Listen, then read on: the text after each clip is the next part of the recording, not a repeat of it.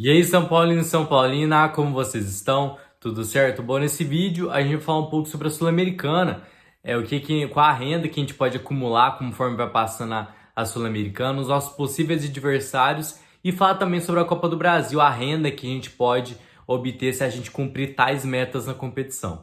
Além disso, a gente vai falar sobre o departamento médico, qual a parcela de culpa que tem o departamento médico sobre as lesões, que estão sendo bastante frequentes, já faz alguns anos, mas principalmente nos últimos meses, nessa nova temporada. Fala sobre a comissão técnica, ou seja, qual a parcela de culpa das lesões ou dos nossos resultados. O departamento médico tem culpa e a comissão técnica também, junto com o Rogério Ceni, que está bastante criticado nos últimos dias. Certo? Então, se você gosta desse nosso conteúdo, você pode deixar o seu like, se inscrever no canal, que é muito importante para a gente, além de deixar o seu sininho, que você pode receber notificações sempre que a gente enviar algum conteúdo novo, certo? Então vamos pro vídeo. Bom, a Conmebol soltou nessa semana os nossos possíveis adversários, quais são os 32 times que vão compor essa Sul-Americana 2023. Então a gente vai ter no pote 1, Peñarol do Uruguai, São Paulo, Santos, LDU, Estudiantes, Emelec, São Lourenço e Santa Fé.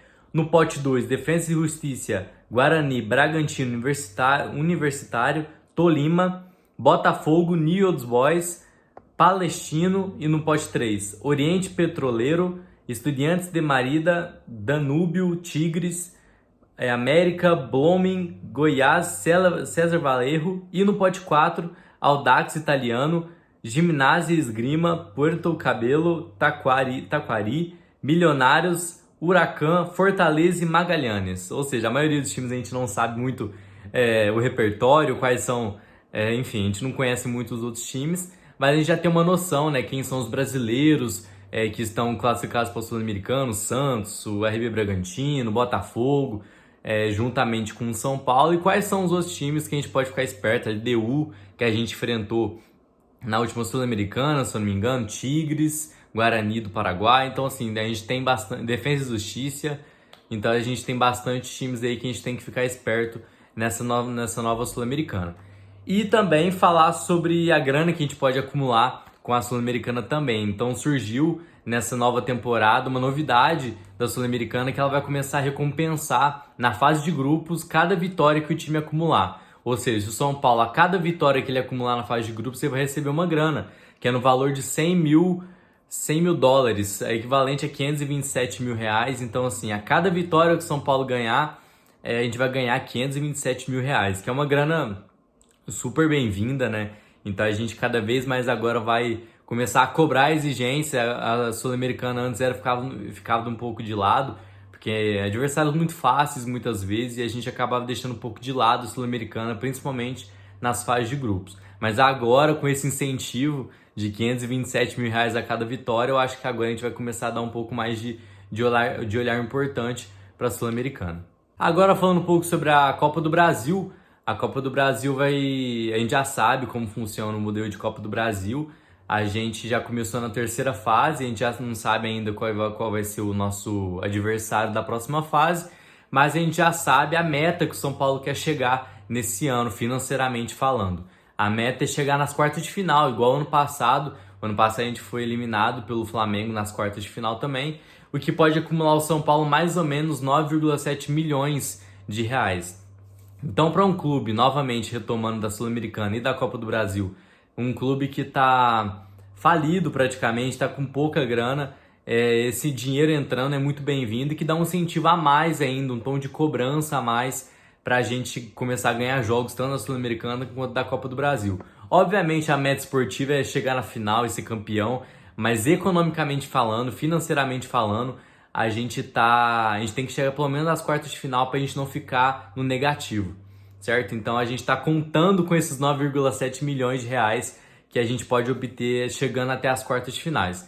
Tem detalhadamente separado quanto que a gente vai ganhar em cada fase, mas no geral, se a gente chegar nas quartas de final ou passar dela, a gente pode passar de 9,7 milhões, que financeiramente já é muito bem-vindo para a gente.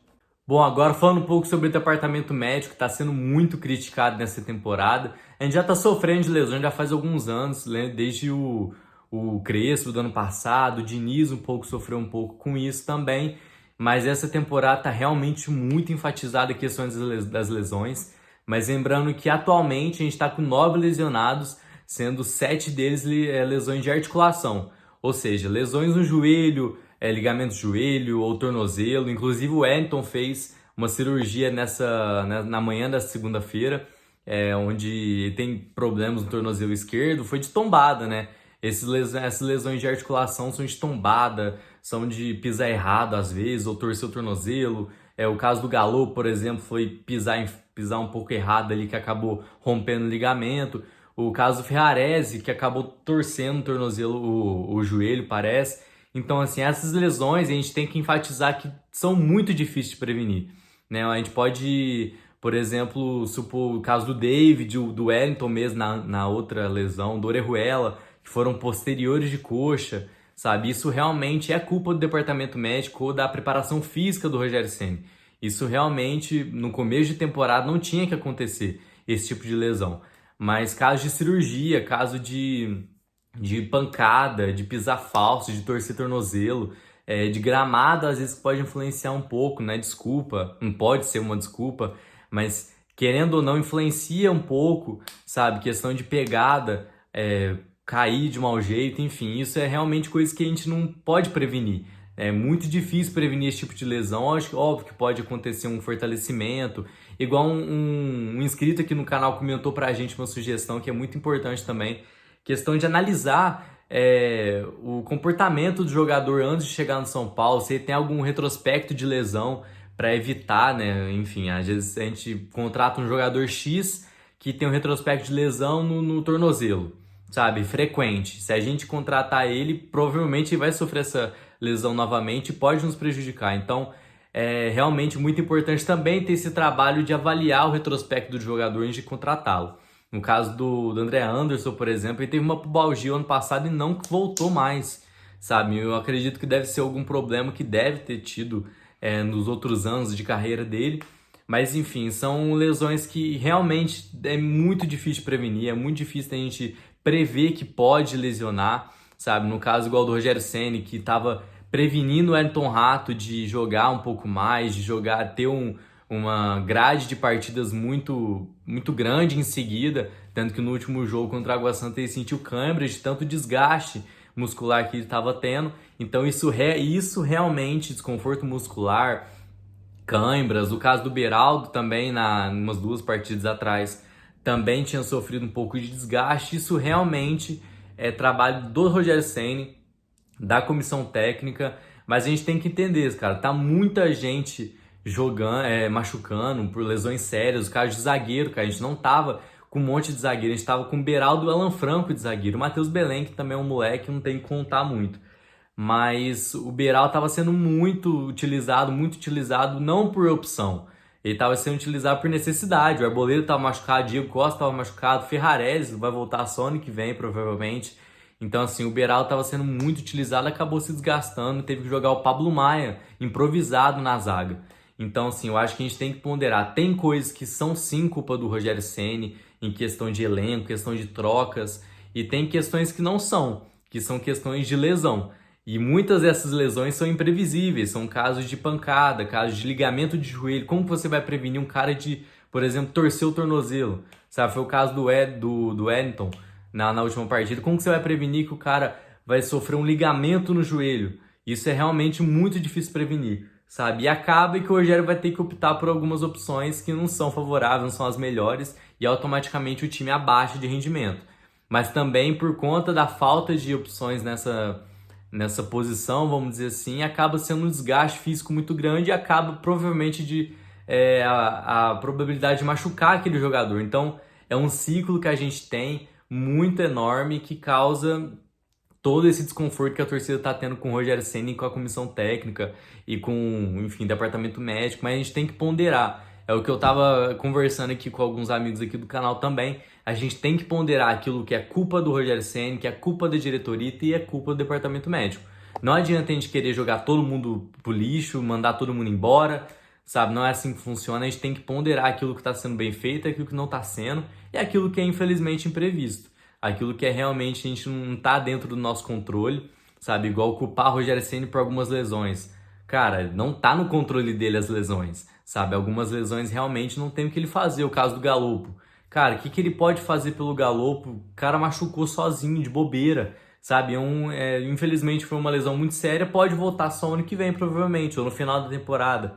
Então, assim, são coisas que a gente tem que ponderar justamente para a gente não acabar sofrendo alguma hipocrisia, falando alguma coisa muito sem sentido, né? A gente tem que o meu trabalho aqui também informar para vocês certinho tudo que está acontecendo, o que é o trabalho de cada um e se está sendo cumprido corretamente ou não. Então, assim, eu tenho aqui as informações, eu leio tudo certinho para saber aquilo que está sendo errado, o que está sendo certo e aquilo que está sendo injustamente criticado, certo? Eu sou totalmente... muita gente... parece que eu passo a impressão que eu estou defendendo o Rogério Ceni a todo custo, mas não, eu só estou realmente botando o papel dele em visto, né, analisando o papel dele, qual que é a função dele, o que ele tem que fazer e quais são as críticas que tem que fazer sobre ele. Agora, tem coisas que são realmente cabíveis a fazer críticas sobre ele e tem coisas que não. Tem coisas que são realmente coisas do departamento médico, culpa da diretoria, sabe, em questão de contratação. Muita gente falando, não, o Rogério Ceni só pede cara ruim e depois não utiliza e tudo mais. O Rogério Ceni já enfatizou algumas vezes que tem certos jogadores que ele não é que ele pede, ele analisando o financeiro do clube, ele tem que dar o aval, ou seja, chega lá alguma proposta, tem um jogador livre no mercado com um custo muito baixo, o Rogério Ceni aceita, é isso que ele faz. Ele vê o tal jogador que está em condições financeiras, analisando a condição financeira do clube e dá o aval para contratar, não é necessariamente que ele pede. Ou seja, a gente tem que analisar porque faz uma diferença gritante se ele pediu ou se ele só simplesmente deu o aval. Então a gente tem que ponderar muito bem isso, ponderar aquilo que é culpa do departamento médico, da diretoria do São Paulo, dos jogadores também que tem uma grande parcela de culpa e ponderar as críticas para quem tem que sofrer, certo?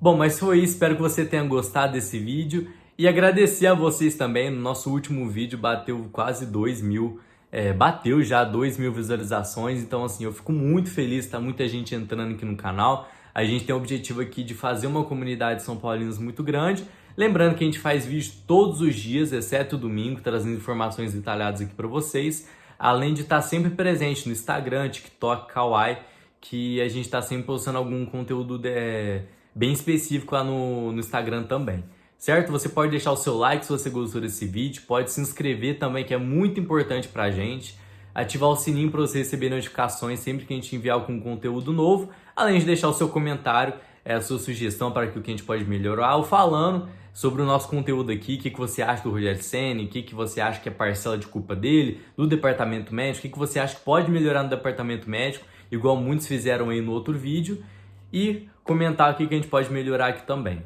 certo? Muito obrigado pela sua atenção até aqui, um beijão, vamos São Paulo, amanhã a gente está de volta.